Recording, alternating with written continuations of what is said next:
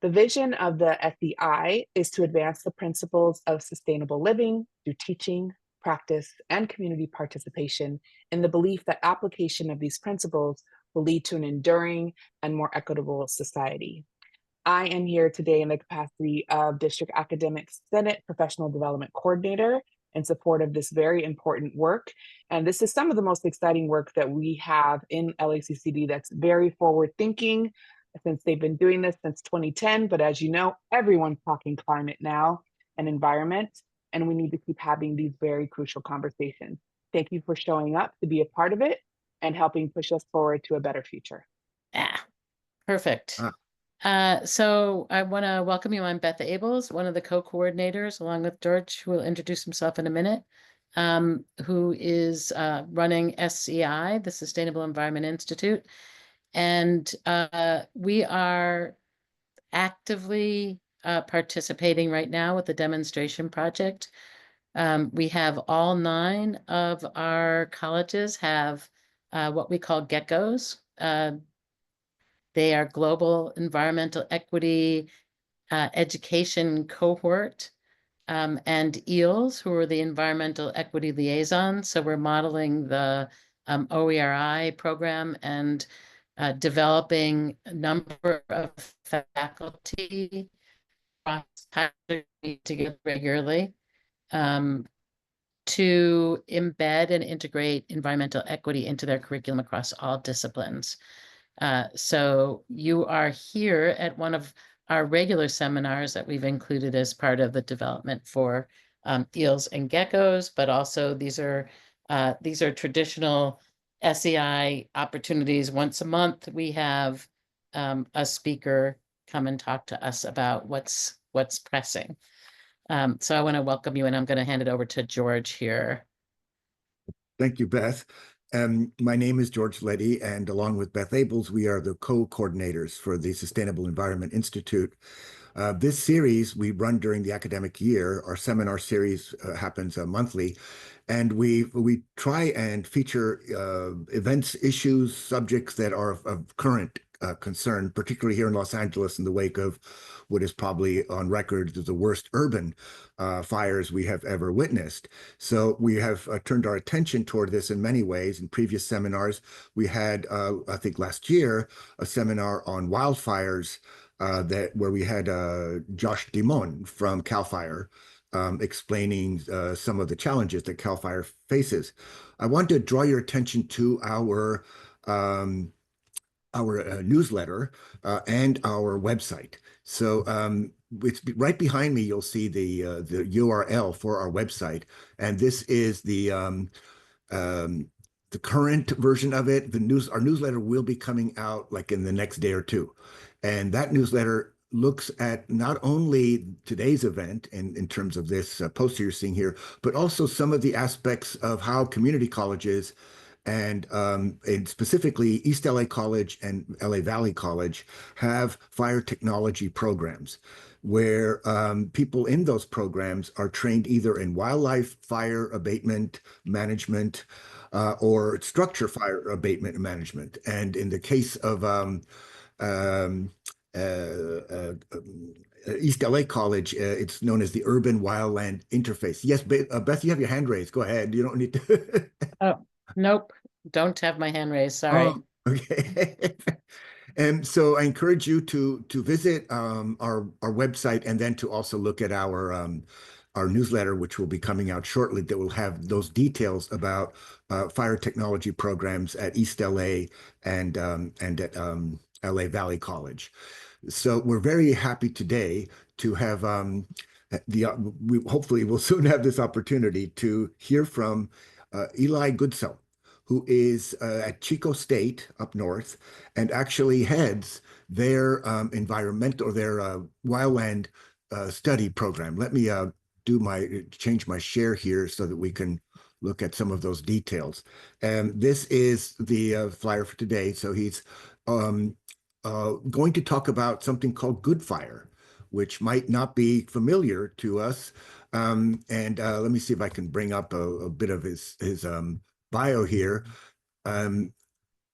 So he's executive director at Chico State Ecological Reserves.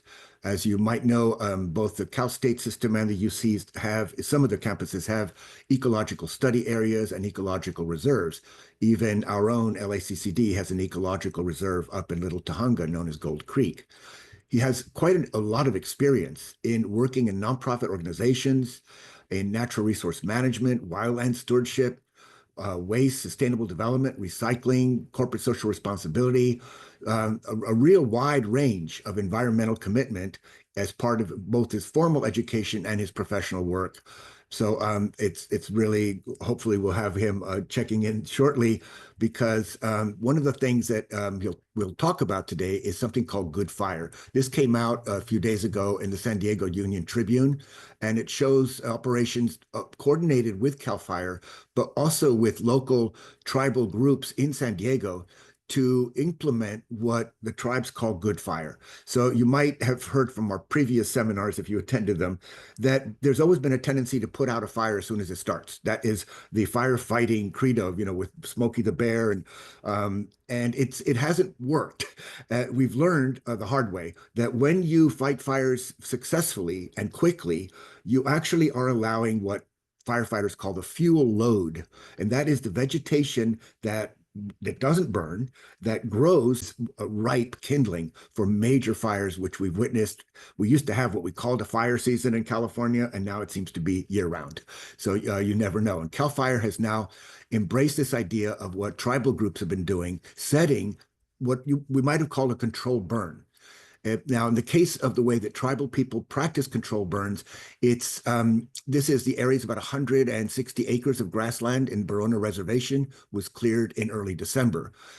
There's perhaps a lot more what we could call ethnoscience in the way that Native people do their controlled burns. It isn't just how would you say, a management technique or something you could see as a piece of engineering.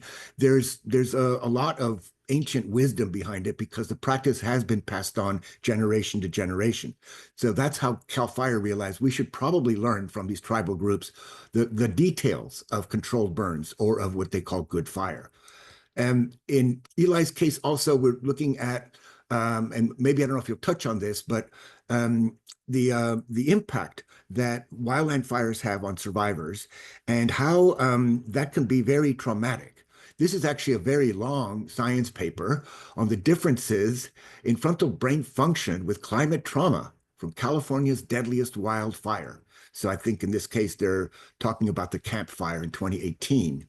And I will probably put a link to it in our website.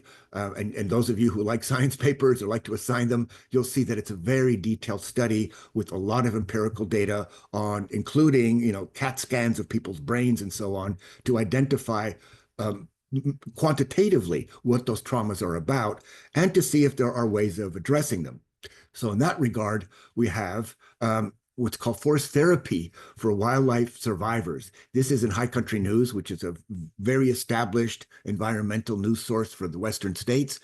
And it talks about a social worker who actually works with people whose lives have been essentially destroyed by wildfire. We know that now from a Los Angeles case of our urban fire, particularly the communities in Altadena and Pacific Palisades, where there is real, true trauma. Losing everything you ever had in your house for 40 years is traumatic. It's an erasure of your own family's memories.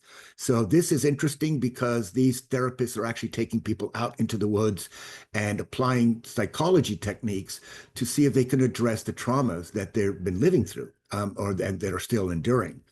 And then let me stop the share, and let me see if Eli has logged in. Checking. I think this list either whoever would come in would probably come in at the No, bottom of the list. we don't have them. We don't have Don't have it it yet. yet. Well, I want to direct you to our website. What did I do? Wait a minute. That's because we do try to update it. And one of the things we offer in our website is our somehow here I wound up in Firefox. We have what we call teaching resources. And under teaching resources, you'll see the lecture series 2021 to 2024. And then if we go into that, you'll see that we've had a few on climate. So the climate ones have their own tab, their own link. The most recent ones we've had that actually dovetail with today. Last November, we had Lázaro Arvizu to discuss Tongva, artist and educator dedicated to the culture of First Peoples in Los Angeles. Is an accomplished botanist. We learned a lot about medicinal plants, native plants, and how those are being studied and appreciated today in a whole new way. You might know that the Mildred Mathias Botanical Garden at UCLA has dedicated a section of that botanical garden to the Tongva Nation, and they will use it for growing both the kinds of fibers or reeds that they use in weaving, as well as their medicinal plants. And that is a new one. We also, before that, in October, had Matthew Tautimes, a tribal biologist, who talked about the flora and fauna of the Los Angeles Basin, in his case from the Keys people. So we've tried to, because this last fall, of course, was Native American Heritage Month, and we thought we would look at that overlap between tribal peoples, cultures, lands, and environmental protection, conservation, biodiversity, and the appreciation for our rather high risk areas that with climate change become, of course, a lot riskier. So I encourage you to look at this. It goes way back to when we first started the seminar series, and you'll see that, in fact, we even had one on California fires in November 18th of 2021. So there's a lot to go here for fire education, and we're always happy to add more to it, which we do in a whole bunch of articles and other features that we have here. I'm also glad to see that Mike Farrell is here, and Gold Creek is our ecological study area, the way that Eli Goodsell manages the Chico State one. We try to keep up with their latest field reports, and they're actually done during the school year quite frequently, as you can see. And this will actually tell you what's been going on in the restoration.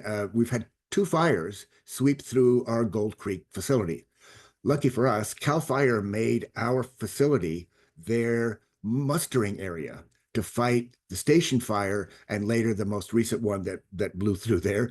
And so our structures were actually saved thanks to CAL FIRE. I think we might have lost the roof of one of the cinder block buildings, and we might have lost a shipping container. But otherwise, all of the didactic materials, all the collections of insects and birds and plants, all of that is intact, including all the equipment that's used. So faculty do take students on field trips to the Gold Creek Ecological Field Station.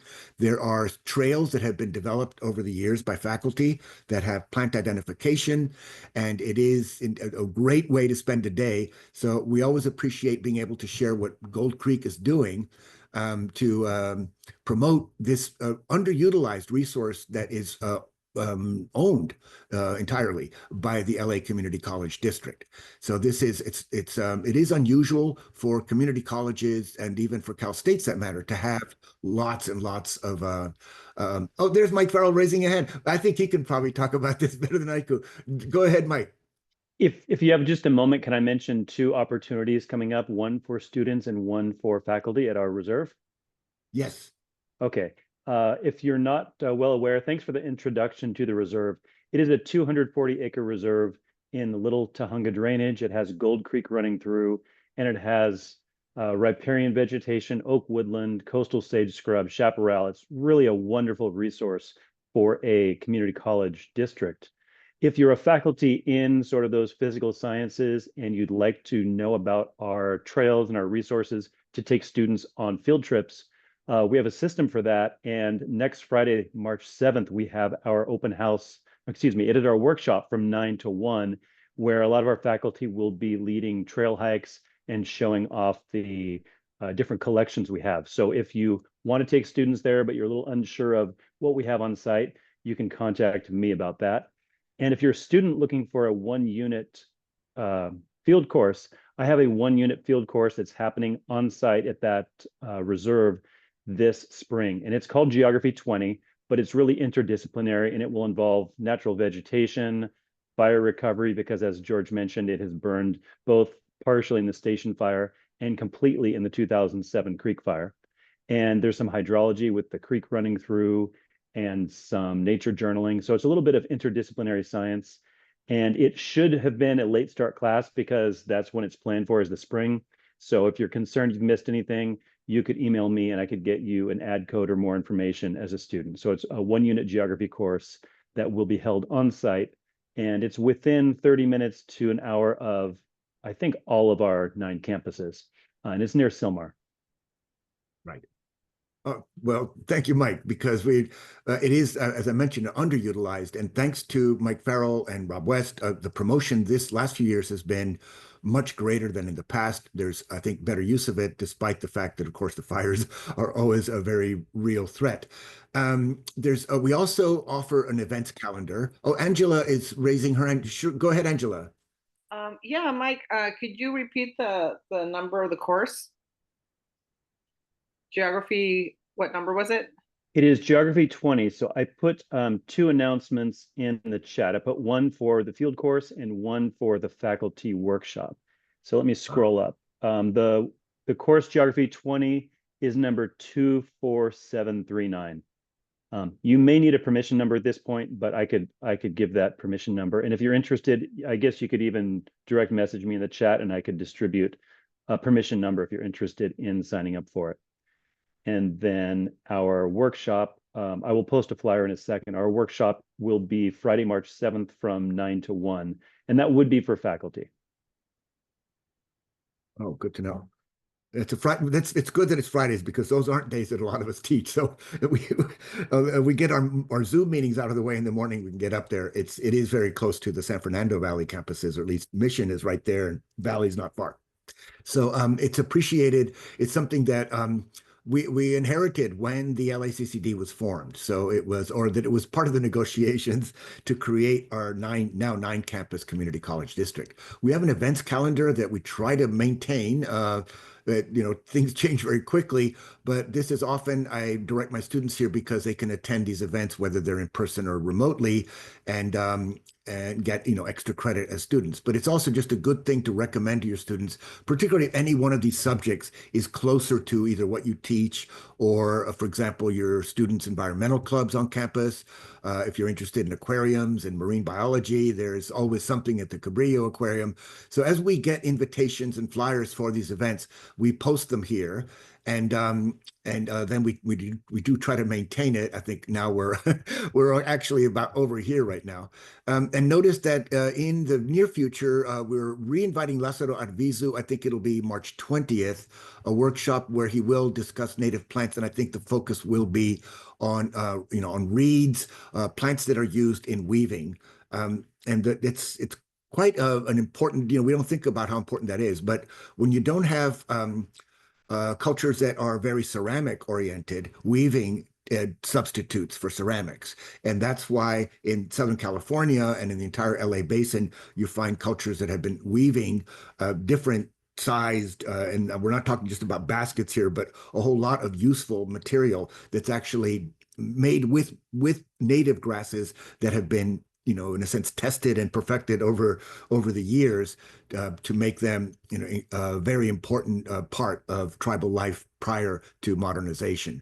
So that is our events calendar. Our newsletters. Yes, was that George, I'm sorry to interrupt you. Is Eli here? He's not. I want to give kind of an update, and I so appreciate how you are carrying Winging it. the torch here. But I want to be straightforward with people that we haven't heard back from our speaker this morning. And he does have the exact Zoom address. I just sent it to him again. So hopefully he'll join us, but he may not. So that's how it's going to go. I just wanted to give you all a heads up so you didn't feel like you were spending an hour and not getting what you came for. In an hour-long commercial. Yeah, an hour-long commercial for SEI. But there is quite a bit going on. And one of the things that Adrian Brown just sent me a YouTube of Eli talking about his project. So maybe we can play that. Oh, I yeah. put it in the chat to you, George. Maybe we can play Okay. that so we can continue to talk a little bit um, about what our speaker's doing, um, and then if there are, then we can come up with what our plan is for the next part of this, and people are welcome to participate or not. And those of you who are concerned about flex credit, you're here, so don't worry about that. But so do you see the link for the video? I'm looking at the chat. The last one is person introducing from peers. Denise is Yeah, there. it's about 5 up, and it's to you direct. Oh, okay. Voilà. Let's see. Yes. Video of Adrian found. Well, thank you, Adrian. Let me do a quick share and take you there. I think it's here. Hi, everyone. Thank you so much for joining us. My name is Ashley Gebb, and I'm the Executive Director of University Communications and a longtime fan of the Big Chico Creek Ecological Reserve. I'm here today with Eli Goodsell, Executive Director of the Reserve, and we are going to chat a little bit about impacts of this summer's park fire on the Beaser and the work that lies ahead. We're really excited for this session to be interactive, so I'd like to invite you to drop your questions into the Q&A. Tell us where you're from and what you want to know about the Beaser and fire recovery, and I'll be asking your questions live in a few minutes. Also, we're going to include a link in the chat to the Beaser's crowdfunding campaign, where you can learn more about the recovery efforts and how you can help to support this cause. Before we get started, I'd like to acknowledge that discussing wildfire can be really emotional and bring up a lot of feelings for us. We anticipate some of the conversations we might have today and the imagery we might share to be a little upsetting. As hard as it will be, we're really grateful to have you here and to be able to discuss this with you all together. So with that, let's get started. While you all start adding some questions to the Q&A box, I'm going to kick us off. So Eli, let's start by thinking back to the afternoon of July 24th and walk us through the moment that you first heard about the fire and what you were thinking. Yeah, absolutely. Somewhat ironically, I actually was in a meeting with CAL FIRE when the ignition started down in Chico. And I remember I walked into that meeting saying, well, boys, it's pretty hot and windy out here. And at the conclusion of that meeting, we walked outside in the parking lot, us and the CAL FIRE representatives, and we saw the column of smoke starting. It was pretty small at that point in Upper Bidwell Park. And so we immediately, I was there with my operations coordinator, my forester, and my fire and flora manager, and we quickly got communications up to the Ecological Reserve and evacuated all staff personnel that were up there, and then did an inventory of people that came out to ensure that everybody made it out of there. And we quickly formed an incident management team leadership that then started following the fire's progress that day and into the next day as well. And what was the timeline for the fire at the park, at the reserve? Yeah, so that first day we were pretty confident that that fire was going to impact our extension property, Chocolio Dicklona, which is out toward the Mud Creek drainage. That fire the first day was a very much wind-driven fire. The south winds were blowing it to the north, and it was long and narrow and kind of shot right up through our expansion property. Where we started getting really worried was the next day, where that fire started to move to more of a train-driven fire and kind of came up over Musty Buck Ridge and then started to back down Bidwell Park and Musty Buck Ridge. And then unfortunately on the 25th, later in the day, it jumped Big Chico Creek and started to make a run up the Big Chico Creek drainage in that canyon. And the canyon is in a way that it widens and narrows throughout, and that fire would pick up speed as it narrowed, and at one point actually twisted off of a rock foundation and kind of created its own vortex. And that's where we saw some really high intensity move through that canyon, kind of at the worst time of day, worst conditions with weather. I think it was 113 degrees out and winds. So we kind of got the full brunt of it right in the Big Chico Creek Canyon that second day. You shared a really powerful video with me, and so let's play that now so we can talk a little bit more about the impacts of this fire.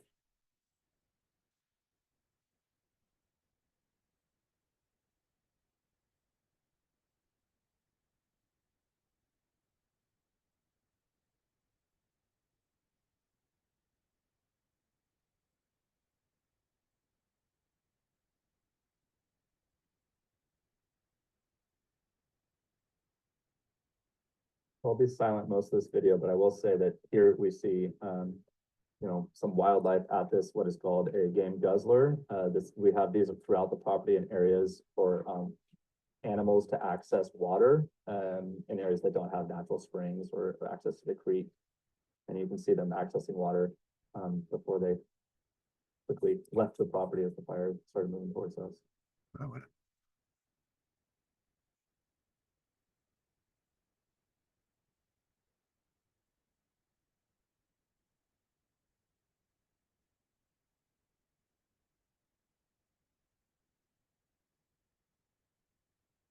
probably fast.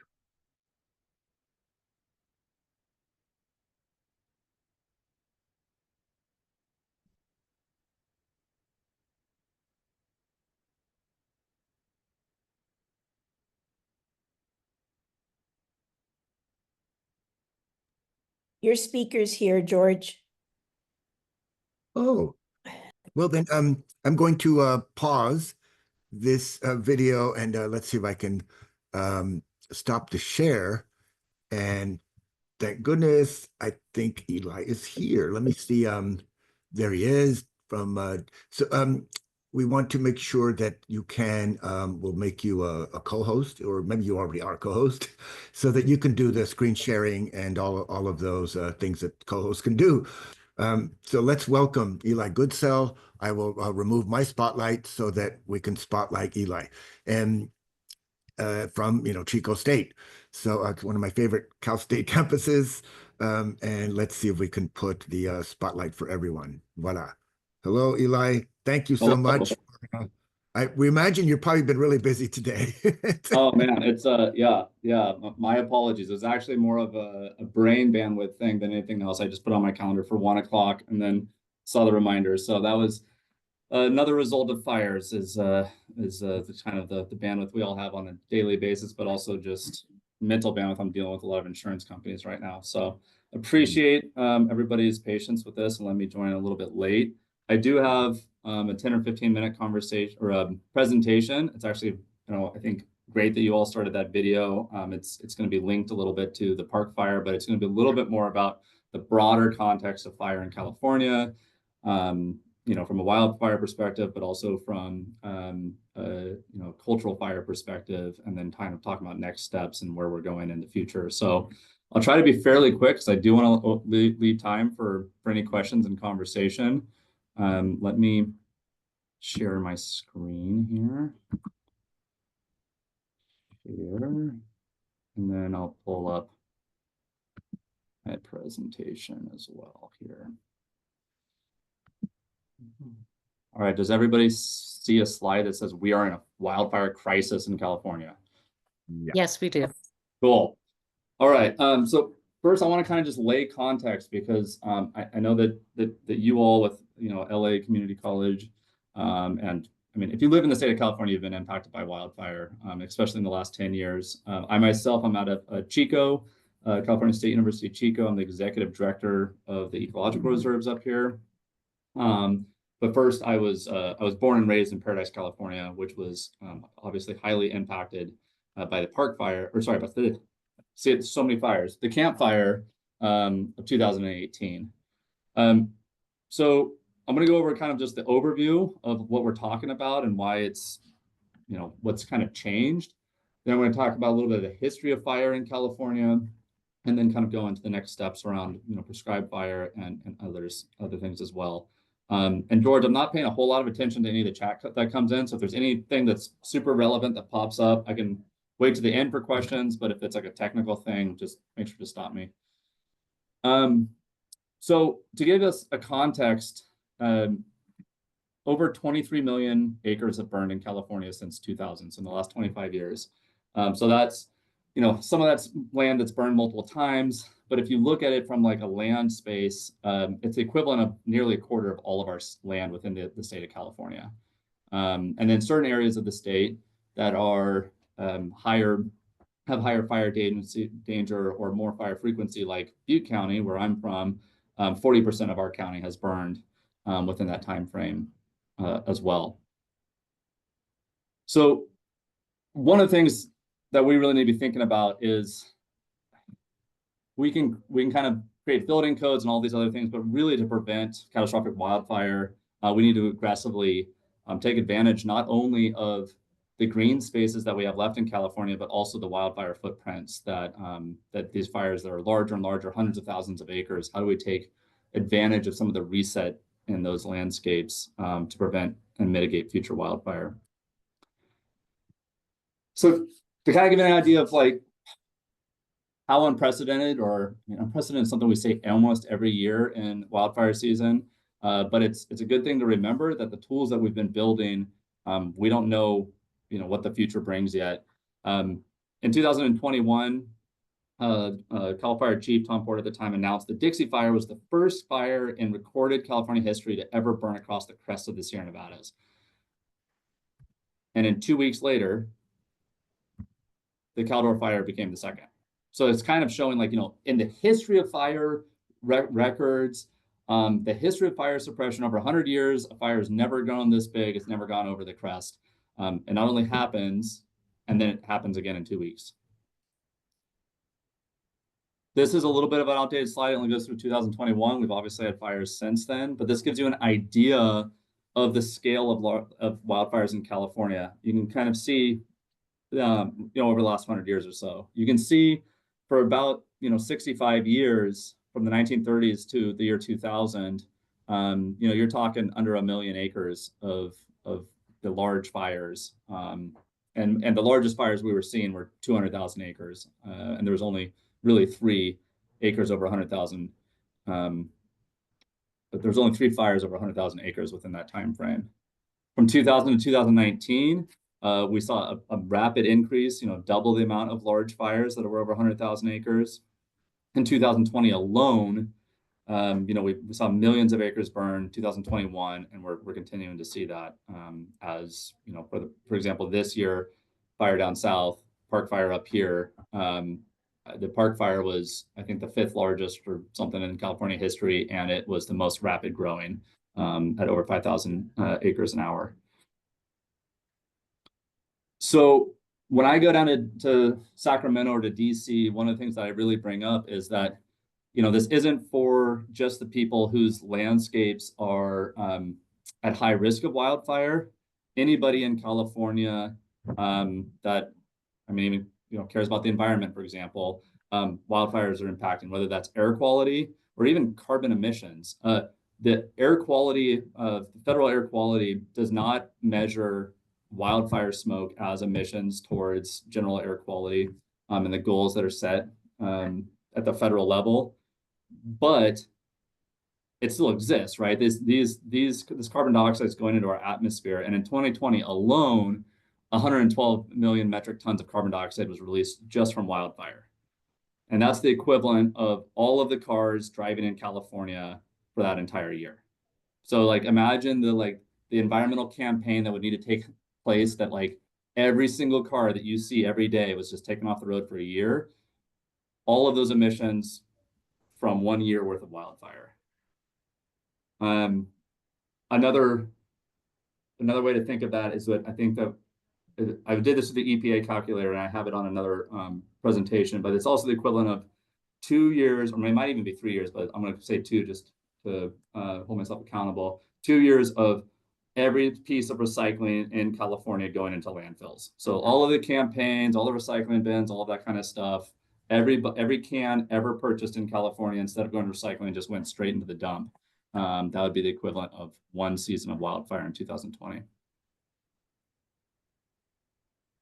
Let's see if I can move this forward here. This just gives you a snapshot of just Butte County. So this kind of takes that larger graph and brings it down to a specific geographic location. You can see for about 100 years the scale of our fires on the left-hand side of your screen, and then over the last 25 years you can see the scale of the fires. We're not having more ignitions per se. What we're having is larger wildfires when ignitions start. So to give you an idea of the role that fire plays in California, I'm going to steal a few slides from Eric Knapp with U.S. Forest Service. I think that he explains it really, really well. So I'm going to just go over a few of these that are his, and I'll let you know when I'm kind of past his back to mine. So first and foremost, California is a Mediterranean climate. That means we're a fire climate. Our carbon cycle is fire. If you think of maybe like on the coast in the redwoods or something, the carbon cycle might be rot, but for the majority of California, our trees, our vegetation within our woodlands and foothill ecosystems, the natural carbon cycle for that material is fire, because the slow decomposition does not meet the very productive fuels growth that we see in California. And fire has been the thing that has been the carbon cycle. So it's just, as we think of the future of fire, we've seen what fire suppression does over the last 100 years, and what it does is create the fuel beds for catastrophic large-scale fires. And so first and foremost, recognizing that fire is not the enemy, that it's actually the critical disturbance in our ecosystems for the carbon cycle. This graph gives an idea of how often fire kind of used to move through these areas. This is up in the Shasta Trinity National Forest. But it shows that between 1750 and 1850, those 100 years pre-colonization, fire was coming into this ecosystem at an average of every 3 years. Low intensity, cultural fire, as well as lightning ignitions, natural ignitions, but a lot of it was driven by indigenous burning. And this would come through every 3 years, for over 100 years. As we start to get into post-colonization and settlement, that starts to expand out. And then as there's significant growth and specific intentional suppression of cultural burning and tribes, we see that fire is just removed from the system. So you're looking at a system, even this specific tree that has survived for a few hundred years with 3-year intervals of fire coming through, then up to 12, and then no fire intervals past that. So it really just gives you an idea of how frequent fire has been historically on the California landscape. I just showed the graph that shows all of the big fires that have happened over the last 20 years, and and we get excited when the total acreage is over 1 million acres a year, and it's like a huge, massive wildfire year in California. Well, based on the archaeological records, pre-1800s, pre-contact, there's anywhere between 4.5 to 12 million acres burned in California every year, primarily by indigenous folks that were living in California and then were using cultural burning. And that very much looked more like the photo at the top of the screen than the photo at the bottom of the screen, which is, if you think of a 3-year interval coming in, they're keeping all the fuels down. You don't have towns and cities and homes up on ridges all over the place. You can literally light and let the fire do the work, and let your relative humidity at night or your rains come in and put the fire out. So just to give an idea of how prevalent fire was as a tool a few hundred years ago in California, we're talking 12 million acres a year, up to 12 million acres a year. So this is the ecological reserve that I manage, pre and post park fire. This is the landscape it looks like right now. High intensity wildfire that have come through there.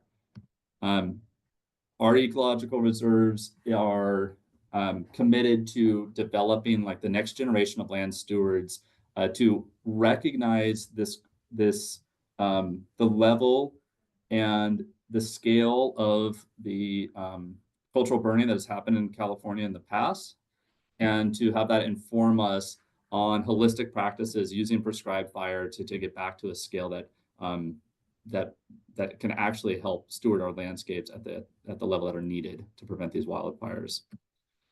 So we host prescribed fire training programs, workforce development programs. We run millions of dollars of grants and contracts where we've got students out there. I'm a California certified burn boss. I've got about 30 firefighters on staff. We have a Type 6 fire engine. These are all students or recent graduates. We partner with Feather River College and their program up in Plumas County. And so we're bringing students out that are putting good fire back on the ground and getting paid to do that. And we do that through partnerships with CAL FIRE, the EDA through the Good Jobs Challenge with the federal government, as well as contracts for prescribed fire research, and others with numbers of different agencies. To give you an idea of what we're trying to do to move forward with what we think is the best path forward for mitigating future catastrophic wildfire in California, which is increasing the use and scale of prescribed fire and training the people how to use that holistic tool at scale. We have trained over 200 wildland firefighters. We've burned over 2,000 acres throughout multiple counties and in Northern California. We have an interdisciplinary wildland master's program. We're actually going to be accepting our next cohort coming in here, and these are specifically a master's program focused on coming up with projects that address challenges in land stewardship in the American West.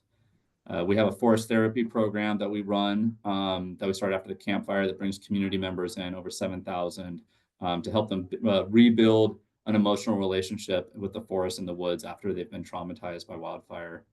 And we have 3 full-time staff that focus on tribal relations and focus on working with tribes, with one of them running our cultural stewardship program that trains every single staff that comes through on the importance of managing these lands in partnership with tribes, as well as runs Mominaksa, which is a tribal youth education program where we really try to show tribal members a path for a good paying career to steward the ancestral lands that their ancestors were removed from.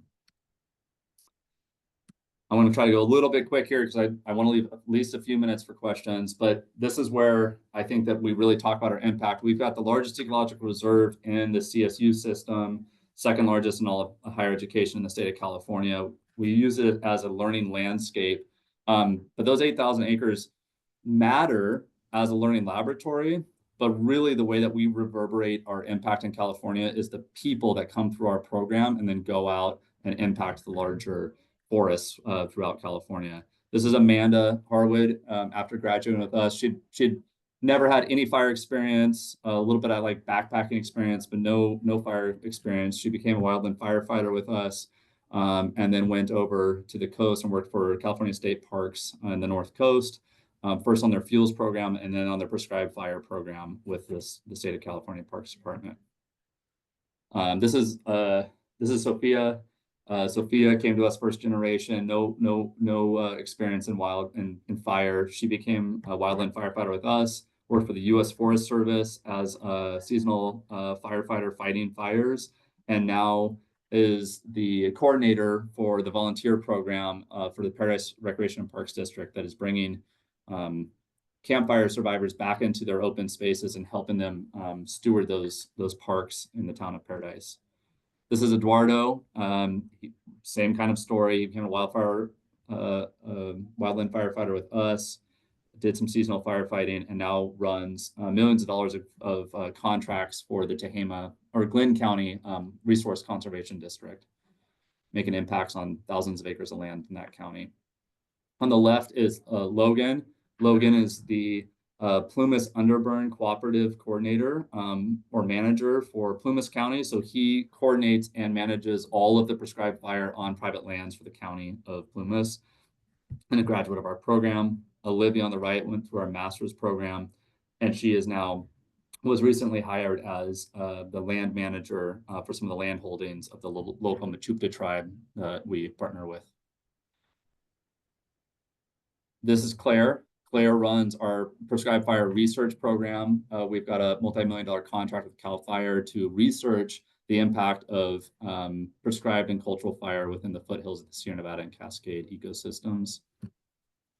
On the left is Cole from Susanville Indian Rancheria.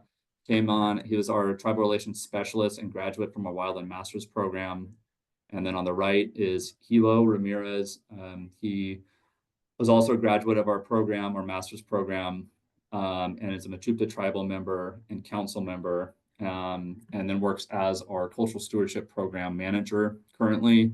And here he's lighting deer grass on the center of campus, this being the first time that cultural fire had been returned to the Machupta People's Village site in over 150 years.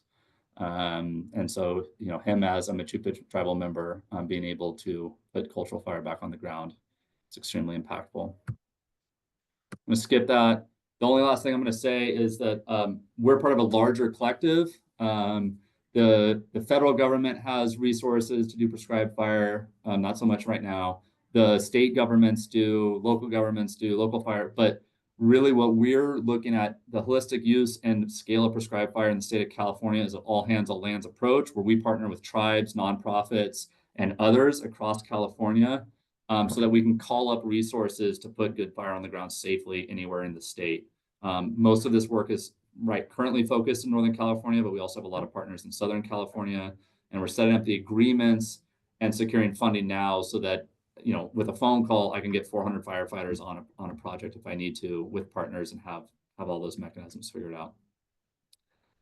So that's I know I kind of went quick, but I showed up pretty darn late. So I appreciate everybody's patience with that. And I think that I can answer a few questions, or however you would like to do it, George. Well, thank you very much, Eli. This was a wonderful presentation, and we really appreciate that your staff is going places. And I guess they're graduates of the program, and it's really gratifying to see that there's employment that is significant employment that brings a decent life, and does, of course, address the problems of fighting fires in the state. We'd like to probably leave it open to people that are here. We actually have a very good turnout today. We have about 60 people attending this, including my students and Beth's students. So the questions might come from any number of people, including our District Academic Senate President, Angela Echeverry, is here. So rather than take over here, since I was babbling like crazy before you got here, I think let's let anyone put their hand up. Yeah, we or have some questions in the chat. Yeah, let's go to the chat first, shall we? Yes, go ahead, Beth. Okay, so the first question was about insurance companies, and is that part of your work? And what does that look like? Yeah. So yeah, as the executive director, I do a lot of administrative type work. The most I spend in the field is during prescribed fire season because of my California burn boss certification. But a lot of it's also just politics, budgets, all that stuff. After the August complexes in the early 2020s, I forget exactly which summer that was because we've had so many fires. There was a lot of ecological reserves that were impacted, specifically at San Luis Obispo, with wildfire, and then the insurance companies kind of tweaked their policies for the larger system to try to put caps and exclude things. So we've just got a really weird. Let's just put it this way. I have not seen our certified insurance policy since the fire, which happened in July. So it's just, yeah, it's one of those things. It shouldn't be this hard, but yes, that my job is that anything that falls out of the scope that we need to do, I kind of have to do it. So, yeah. Thank you. Not my favorite part of the work. That normally in land management, you shouldn't be dealing with insurance companies all the time. And if you are, you're probably we're too aggressive with your career ladder. So we also have a bunch of questions in here about fire, and so I will try to field them and throw them to you. So someone's asking about the introduction of native plants into California, and if that's changed the way we approach cultural burning. Yeah, absolutely. So we actually burn for the promotion, specifically our grass and savanna burns are for the promotion of native species, bunch grasses that used to be there that are now dominated by invasive species. So we utilize prescribed fire, and we work with tribes that utilize cultural fire specifically to reintroduce fire at the, usually for us, it's the fall window after green up, invasives green up. We burn over the top of them, it top kills them, and it gives a chance for the native seed bank to emerge and actually be able to compete. So absolutely. And for us up here, and I think it's similar down there, I think it might be a different type of broom, but Spanish and French broom are major fire carriers and a significantly invasive species that loves fire and will continue to reproduce after fire too. So we see a lot of challenges around non-native species in terms of the impacts of wildfire. And we use cultural and prescribed fire to enhance native species that are already in the seed bank. So, we have just been through pretty ravaging fires that are less rural, more impactful in our city. And so there's a question here about protecting neighborhoods and homes about that kind of fire. And and I guess I would add to that question, if there's a role to play with cultural burns or with prescribed burns in addressing that urban wildlife or wildlands interface. Yeah. For me, there will be those, fires that we've seen in these major like urban fires that start within an urban area and then spread, especially with high winds, etc. But a lot of fires move from the wildland urban interface into the urban environment. So I think that it's prioritizing fuels management kind of within the WUI, the wildland urban interface around homes. And then the rest of it's going to be like policy around, home construction, home hardening, defensible space, all of those kind of things. But I think that it's we are now recognizing in California that this is the one thing that we can control. So there's a fire pyramid. It's got like wind, like the ignition, and then fuels. And while we can control ignition somewhat, like, Smokey Bear stuff, it's just going to happen. We've got billions of people, and millions of people in California, and we're making sparks, we're lighting cigarettes, whatever. It's just going to happen. The ignition's going to happen. It's climate-driven, high winds, low precipitation, those kind of things are something that can be changed, but they're hard to do in a short time frame. And then the third part of the triangle is the fuels. So really that emphasis on the fuels is where we've dedicated most of our work and most of our public education. And that's where I think that we should be focusing on, in the urban environment, but also in the wildland urban interface. Yeah, thank you. And then I guess there's a follow-up question that is that the number of fires haven't changed, but the heat or the amount of fire has changed. I mean, the impact. So can you talk a little bit about what's influencing that? What's making that happen? Yeah. So it's two major things. It's our fuels. So it's our fuel loading, the amount of fuels that are on the ground, because imagine fire moving through, any location in California, but let's say fire moving through at low intensity every 3 years. You're not going to have all these ladder fuels. Some of that's going to be consumed every year. It won't be like this high intensity, but it'll be burning stuff up, even if it's just leaf litter.